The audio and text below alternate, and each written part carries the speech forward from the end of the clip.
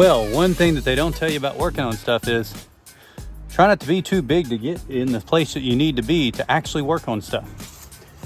This tractor will not run right now, and it had some kind of an oil leak going on, and it's kind of irritating.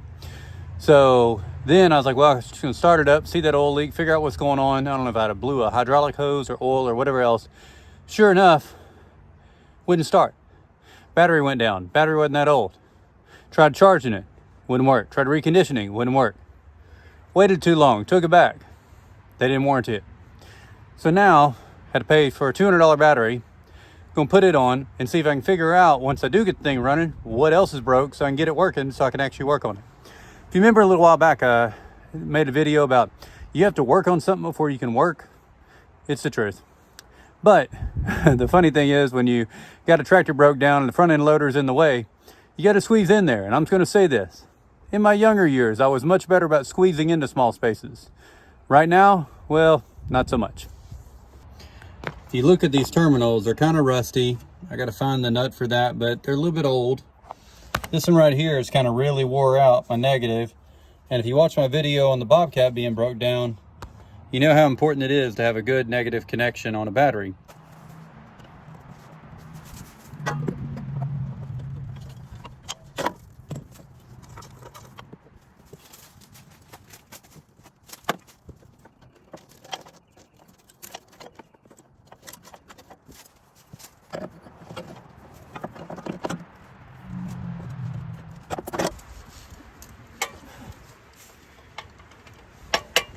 Yeah, made it back in here again. Hopefully I can fit.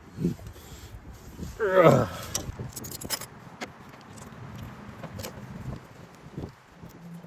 No, dude, that way. That way. Come on, screw these wires. Get them close. Look at the terminals. Does it work on your concepts? Oh, there you are. There you are. So I can do this now. Yeah, we'll turn around.